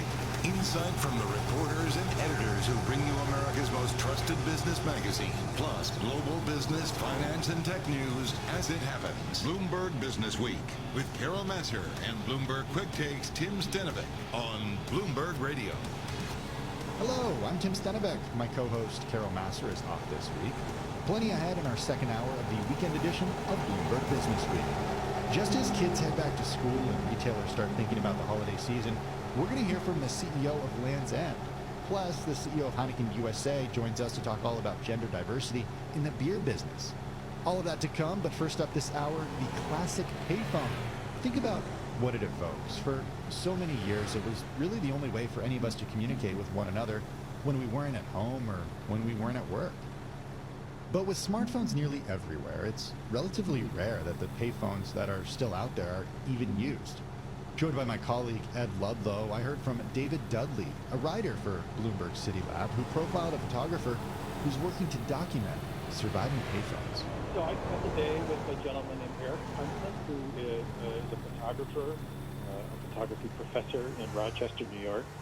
And a couple of years ago, he became sort of fascinated by the fact that it seemed like the neighborhood that he had moved his studio to was full of payphones, and he hadn't noticed that in other parts of town. This is sort of a lower income part of Rochester. And he started to sort of take images, portraits of the payphones that he saw in the neighborhood, usually in front of convenience stores, gas stations. And this sort of expanded into this sort of kind of a global quest that he has launched to document every single payphone in Monroe County, New York. I'm a Londoner, right? I think phone box, I think iconic red phone box, I think tourism. But as part of this process, what do you learn about any neighborhood's given phone box? What does it tell you about the economy, about the people in that place? Well, Eric sort of theorized that some of these phones were basically just sort of forgotten. They'd been sort of installed in the 90s or earlier, and because no one had renovated the buildings that they were attached to, or no one had bothered to call the phone company and say, hey, could you remove this thing? The machines themselves had sort of persisted. So it was sort of like a geography of the more sort of economically left behind parts of the city. And as part of his project, he sort of mapped all the phones across the county and overlaid that with economic data and other information. So he became sort of interested in sort of what the whole kind of social kind of geography of telephones meant, which sort of made this more than just sort of an aesthetic project. It was sort of a social documentary. I do find the idea that this is based in Rochester, New York, just fascinating. As you point out, it was the home of George Eastman, the founder of Eastman Kodak, and at its 1970s peak, the photography giant employed about 50,000 people and fueled a quarter of the city's economic activity. It's absolutely a different picture in this day and age, David, and I'm wondering the juxtaposition of that and the symbolism there, that this project is being done on film, first of all, in a place where Eastman Kodak was for so long a stalwart of the economy. Yeah. No, I mean, that's sort of part of the conceit here, is it's sort of this convergence of obsolete technology that Eric really still finds value in. He is a film photographer diehard. He has sort of a shrine to Kodak film in his studio. So he's shooting these things on an old Hasselblad camera on film, using this product that's so associated with Rochester and with the wealth that sort of built the city. And it's sort of part of his sort of thesis that there is value in things that might not be cutting edge technology anymore, but are still useful and still serve different people. I really encourage Bloomberg Radio listeners to go on Bloomberg.com onto the Bloomberg terminal and look at the actual photographs themselves. As Tim said, shot on film, but there's something missing from every single photograph. There are no people in any of the shots at all. Why is that? I want you to sort of think about who is using the phone. He wanted you to sort of leave that to your imagination. Because really, and those of us who are of an age when we used payphones more regularly in the 80s and 90s, it was a public amenity. Everyone used a payphone. and now it's sort of perceived as something as a communication device of last resort for people who really have no resources. And he really wanted you to sort of think about who might need that phone. And so it's this sort of gallery of unpeopled landscapes where you sort of see the phone as part of a kind of a streetscape. But yeah, there are no people there. They're used sometimes. He's got data from the telecom that still operates them that says that most of these phones are used a couple times a week still. The handful that are still working, a lot of them are just sort of corpses. Their handsets are broken, the insides have been removed. But some of them still work, and those that do still find people who use them.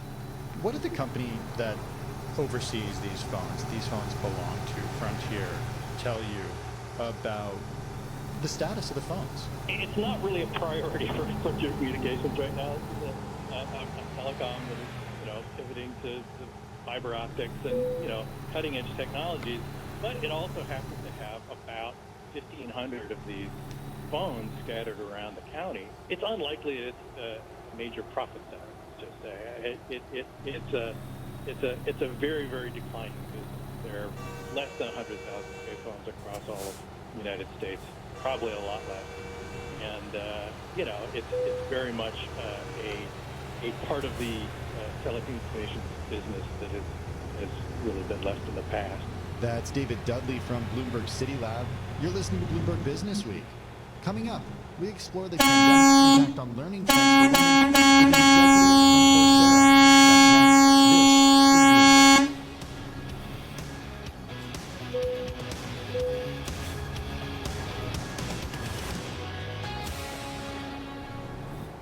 Burden LLP. If knowledge is power, the Bloomberg Terminal is your power up, connecting you to real-time financial data, market-moving news, powerful analytics, and an influential network of financial decision-makers around the world. Share ideas, negotiate trades, and gain the insight you need to make more informed decisions. See how the Terminal can take your workflow to the next level at Bloomberg.com/professional. The Accountants and Advisors presents Tax Chat with Mayor Mintz, partner and co-leader of Burden's real estate practice. Whether it's because of the COVID-19 pandemic or not, it is essential for anyone negotiating a deal to understand the underlying economic assumptions and the current market. From buying or selling assets to forming a joint venture, it's important to work with a sophisticated tax advisor who understands how the changing tax law may impact the structure of the deal. At Burden, we leverage our more than 100 years of transactional experience to help guide clients through the complexities of these structures and ensure that they understand any potential tax impact. If you're a high net worth individual or business owner, let Burden help protect you, your family, and your business. For more Tax Chat from Burden, visit burdenllp.com. That's BERDONLLP.com. Burden Accountants and Advisors. We listen, we solve, we do. This is a Bloomberg Money Minute. Sports collectibles have become popular with investors. That's really giving trading card companies a lift. Topps is going public through a deal with a special purpose acquisition company. Panini has attracted interest as well. Jeff Wilson founded Sports Card Investor.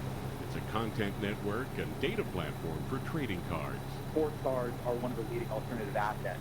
I would consider cryptocurrency and NFTs to be in that game. Wilson says this is not your father's sports card market. You've got actual liquidity in the market. That's a huge difference. You've got sites like eBay and other online marketplaces where you can buy into cards and sell out of cards very quickly and very rapidly. So where are investors keeping these cards? Not under the bed or up in the attic. Actually, they're in huge vaults that are set up specifically for the purpose of storing high-end sports cards and collectibles. I'm Ed Court, Bloomberg Radio. Hey, Dad, your prescription will be ready in just a minute. Hey, Dad, your laundry will be ready in just a minute. Dad, your lunch will be ready in just a minute. Hey, honey, why don't you take a minute? When you help care for a loved one, you give them as much time as you can, making sure they're safe and comfortable. But it's just as important you take some time for yourself.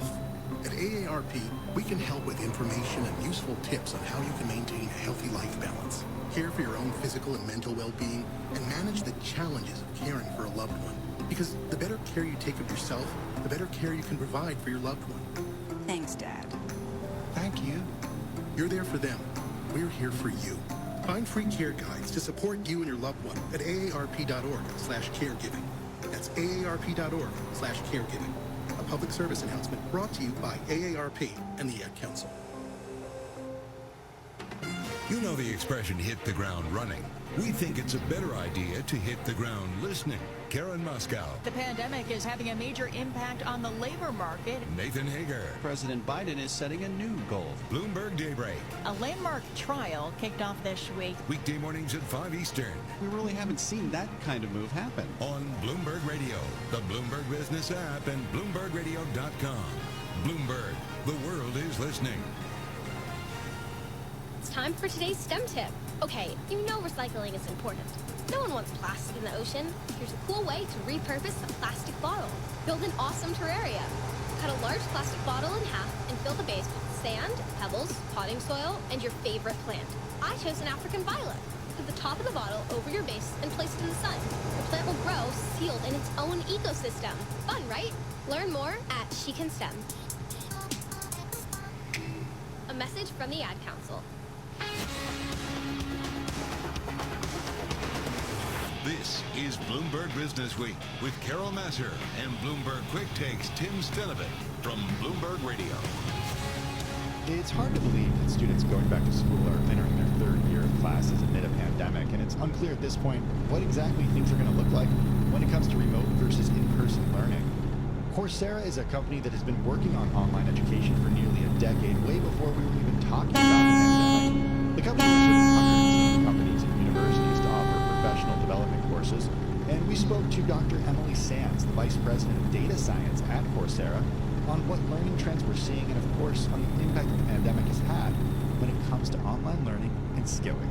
You know, brief context on Coursera to situate the report. We were co-founded by Professors Stephanie Pollard and Andrew Ng, really with the mission to provide universal access to world-class learning. And we believe new skills can open doors to new opportunities for folks from a range of backgrounds, and giving more women around the world access to top-quality learning, including in STEM and digital fields that are fast-growing in the labor market, has been a big part of our work since the beginning, inspired in no small part by Daphne's leadership. So the report was really inspired by the macro labor market trends we've been seeing amid the pandemic, in particular with women dropping out of the labor market and the unemployment crisis that has disproportionately impacted women.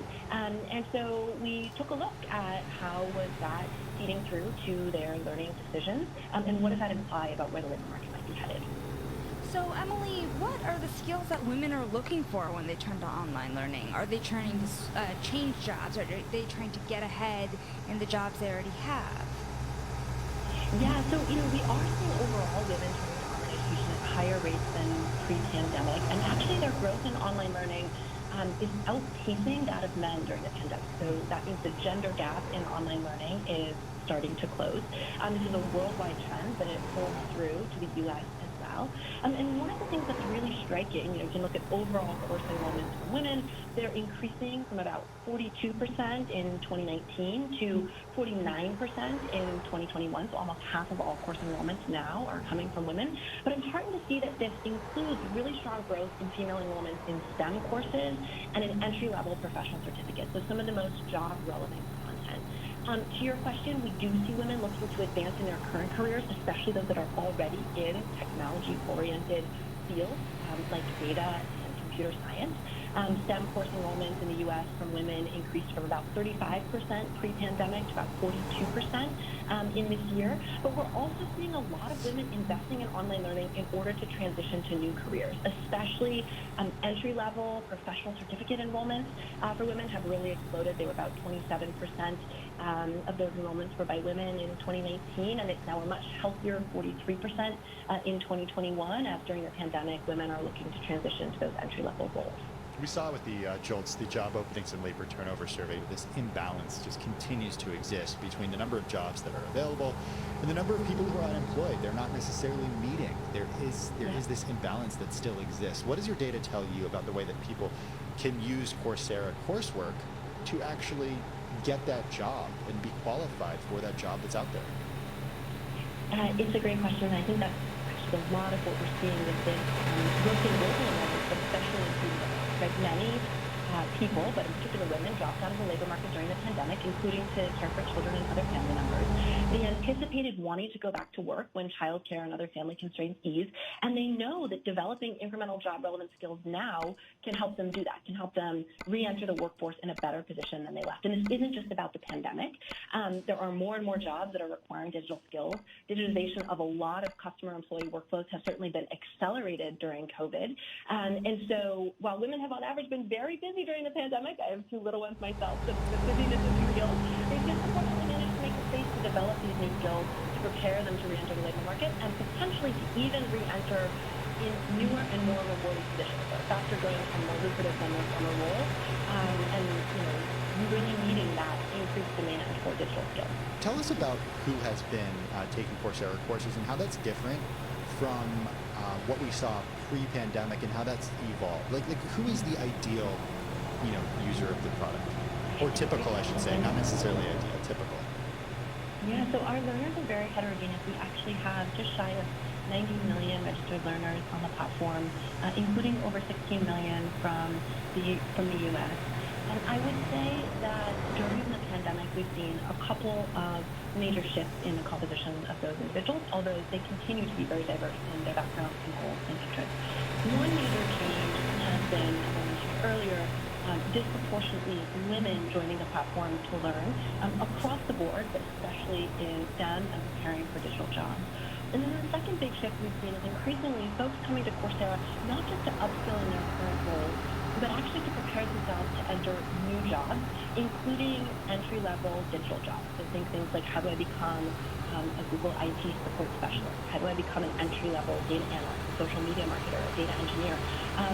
Early days Coursera, a lot of the folks who joined the platform were folks who already had advanced degrees, including graduate degrees. Now, increasingly, we're seeing people coming in who are in blue-collar jobs. Their work is being disrupted with increased automation, and they're looking for that gateway certificate program that can really be their foot in the door to an entry-level digital job. And that's been awesome to see. We survey learners, we ask them about the outcomes they're experiencing. The vast majority report positive career outcomes, improving their performance at work, or selecting a new career path. And where we see the strongest outcome is from those professional certificate programs, especially the entry-level ones, which are, again, aimed at preparing folks for those entry-level digital jobs. So, a question about this. How much is this replacing people's need to go back to professional schools? The reason I ask that is because we're sitting here in a country where so many people are saddled with so much student debt, and there's a lot of questions about whether we can recreate the model so that school training, gaining skills is both more affordable and most useful for the workforce. So are people doing professional certificate programs rather than going back to school? Absolutely, and we actually have a range of learning programs from individual courses to professional certificate programs all the way up to full diploma-bearing degrees. But you hit the nail on the head that it needs to be, 1, affordable, and then 2, flexible, right? In today's world, learning can and should be done on your own time. You can take a class from the world's best instructors while cooking dinner or driving the kids to the park. And when you have to do hands-on applied learning, where you really need to be at a computer, you can also do that on your own time in whatever little pockets you can find for you. And so I do think a lot of it is cost reduction, being able to access this without going into serious debt. But there's also a real component around being able to continue to live your life, keep your job, be with your family, and progress in your career through online learning that then can unlock future career opportunities. That's Coursera's VP of Data Science, Dr. Emily Sands. Still to come on at Bloomberg Business Week, back to school means it's time for back to school shopping. We're going to hear from the CEO of Land's End. This is Bloomberg. For the Jewish Communal Fund, Barbara Novick, investment professional and philanthropist. I think JCF has one of the best funds out there. It's very reasonable in its pricing, it's very flexible in its investments, and I give them an A+ for client service. A fund may be opened with a $5,000 contribution of cash or appreciated securities and can be used as an alternative to a private foundation. At any time, you may suggest which charities you would like to support and in what amounts. Choose from the menu of high-rated investment options, and your charitable fund can earn tax-free income. It's a very client-centric organization. They have a very user-friendly website, and I find they make my life easier. Let the Jewish Communal Fund be your personal connection to charitable giving. Open a JCF fund now to lock in this year's tax deduction. Call 212-752-8277. 212-752-8277 or visit jcfny.org. What's the true value of your custodial relationship? Ben Harrison of BNY Mellon's Pershing explains. As sophisticated investors demand more from their advisors, advisory firms, in turn, need to rely on their custodian to help them grow their complex businesses. At BNY Mellon's Pershing, supporting the rapid growth of RIAs is our #1 priority. We understand what it means to deliver true value to our clients who are looking for a custodian that is aligned with their best interest and delivers high-value solutions, all in an open architecture environment with flexibility, choice, and transparency. Learn why so many of the largest advisory firms turn to us for the financial strength, resiliency, and high-touch service that BNY Mellon Pershing provides. When you work with Pershing, we put your business first. Can your custodian say that? Learn more at Pershing.com or call 800-445-4467. Pershing Advisor Solutions, LLC. Member FINRA SIPC. This is a Bloomberg Money Minute. It's a blockbuster battle between the Black Widow and Walt Disney. You don't know everything about me. I've lived a lot of lives. Scarlett Johansson filed a lawsuit against Disney, claiming the company broke its contract with her by releasing her film, Black Widow, simultaneously in theaters and on its streaming service. Matthew Bloxham of Bloomberg Intelligence says technology advanced faster than the law.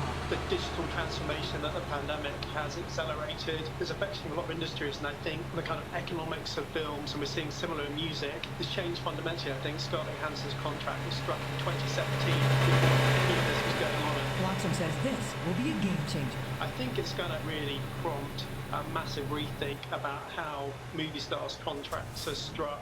There's going to have to be a shift towards streaming. Disney is now seeking to settle the dispute privately in arbitration. Johansson responded by asking, why is Disney so afraid of litigating this case in public? Karen Chase, Bloomberg Radio. Asset managers who seize change to launch new strategies, add distribution channels, or exploit new technology to re-engineer the investor experience are often rewarded. However, in an industry paralyzed with complexity, few act with agility or decisively. Few run their businesses strategically, yet the most competitive managers in the market know with the right partner and a flexible operating system, you can. Go boldly toward change with SEI Investment Manager Services. I'm Steve Meyer, president of SEI's Investment Manager Services. At SEI, we understand the emerging forces that will define success for asset managers and what firms will need to compete tomorrow. That's why we continually optimize SEI's global operating platform. If your business requires greater agility, our advanced technology, integrated best-in-class systems, and multi-asset expertise can be your catalyst for business transformation. With SEI Investment Manager Services, you lead the charge in a competitive marketplace. Learn more at SEIC.com/seize-change. 145 over 92. 180 over 111. 182 over 100. And I had a heart attack and a cardiac arrest. And then a stroke. Your blood pressure numbers could change your life. A lot of people don't understand, including myself. I didn't, now I do. The impact of having a stroke. My memory is shot. When I woke up, I couldn't speak. Lowering your high blood pressure could save you from a heart attack or stroke. If you've stopped your treatment plan, restart it or talk to your doctor about creating one that works better for you. Start taking the right steps at manageyourbp.org. It's a new life, but I'm going to make it better. Coming back. Ask your doctor, check your blood pressure. Brought to you by the American Heart Association, American Medical Association, and the Ad Council. Carol Masser and Bloomberg Quick Takes Tim Stenivek.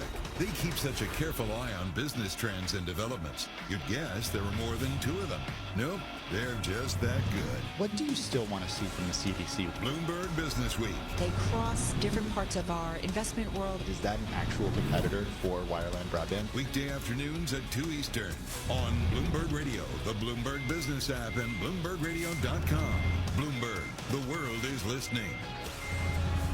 This is a special report, September 11th, the 20th anniversary. Millions of Americans are remembering and honoring the men and women killed in the terrorist attacks of September 11th, 2001. Army Lieutenant Colonel Michael Rodriguez led a National Guard platoon to Ground Zero, but was too late to save his sister Lisa, who worked in the Twin Towers. I started hearing the most eerie, gut-wrenching, devilish sound of impending death. President Biden and First Lady Joe Biden plan to visit all three places where the attacks happened, just as then President Obama did on the 10th anniversary. Former President Clinton is sharing his thoughts on the 20th anniversary. He tweeted, "The nation owes it to those affected by the events of that day to come together again with unity, hope, compassion, and resolve." The 42nd president added, "The nation won't forget those who died and those whose lives were forever changed 20 years ago." And family and friends of those who lost their lives are gathered at Ground Zero in Lower Manhattan. I'm Brad Stevens. And I'm Susanna Palmer in the Bloomberg Newsroom.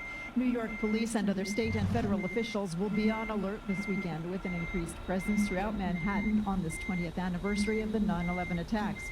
Here's Mayor Bill de Blasio during a security briefing yesterday. The most important thing I can say to all New Yorkers, there are no specific and credible threats directed against New York City at this time. De Blasio said that a widespread vaccine mandate for public school students recently announced by Los Angeles is not on the table. He was speaking on WNYC yesterday. De Blasio did, though, say that extracurricular activities that are considered high risk for the spread of COVID would require vaccines by students 12 and older. A resolution between New York City and the union representing teachers in the country's largest school district will grant educators new options if they are unwilling to get a vaccine against COVID-19. United Federation of Teachers and the city's Department of Education announced late yesterday that an arbitrator had ruled teachers with medical and religious exemptions must be offered alternative work assignments. Sources tell Bloomberg Stripe, the digital payments company last valued at nearly $100 billion, is in early discussions with investment banks about going public as soon as next year.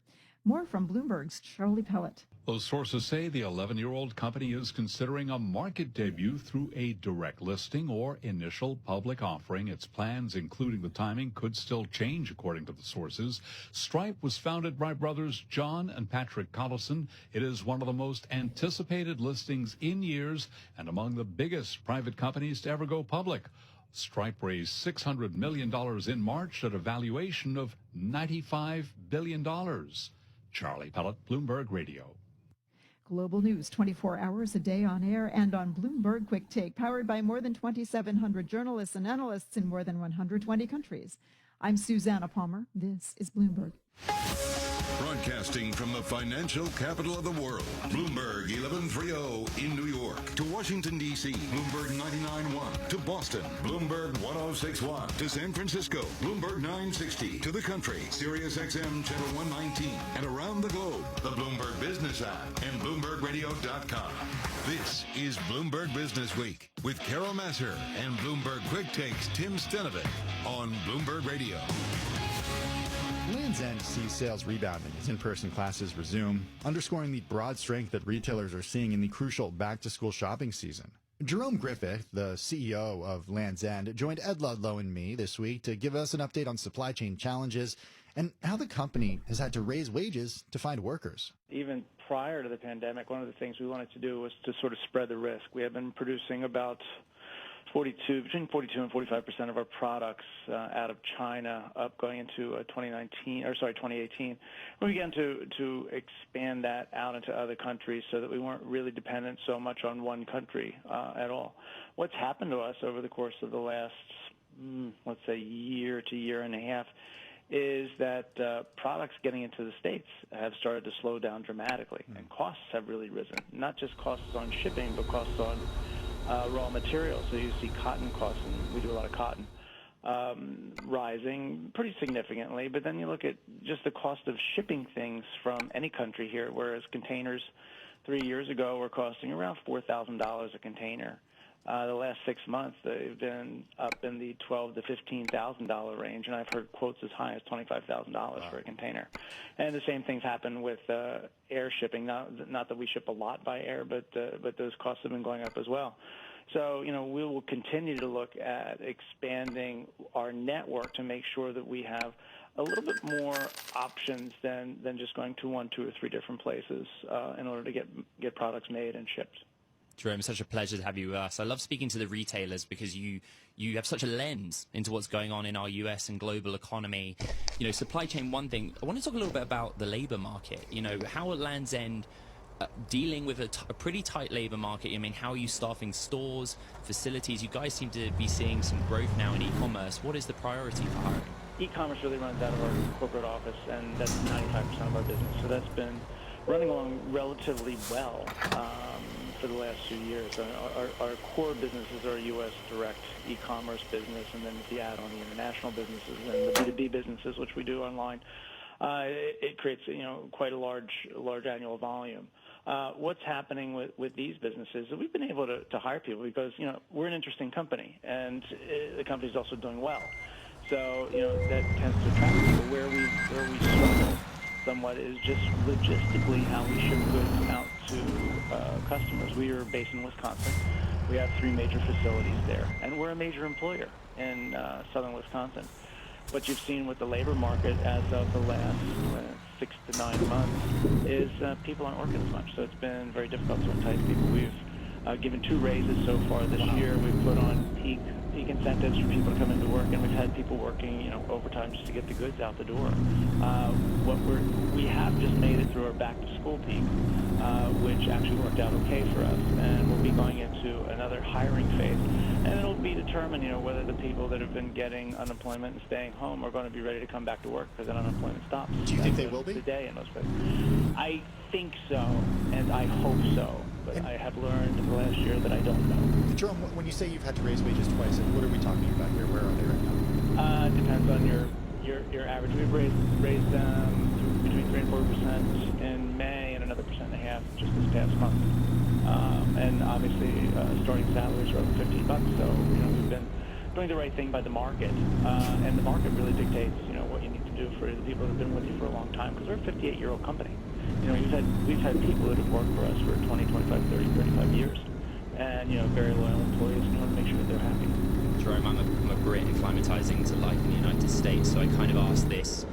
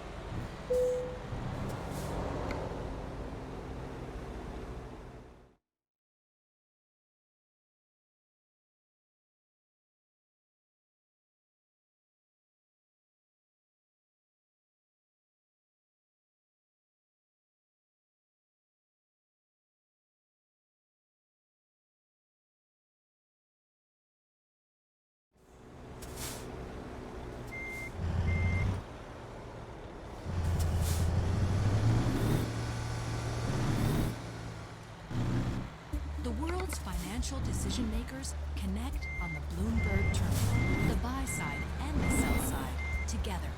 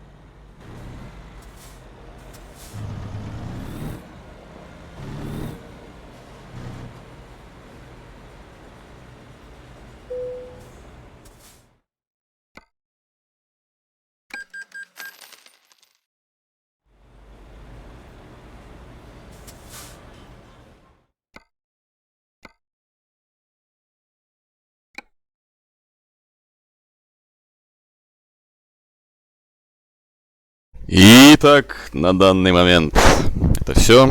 Спасибо всем, кто смотрел, а также всем тем, кто слушал. А уж тем, кто обонял и осязал, тем отдельное спасибо. Все, 4-я часть Вайоминга закончена.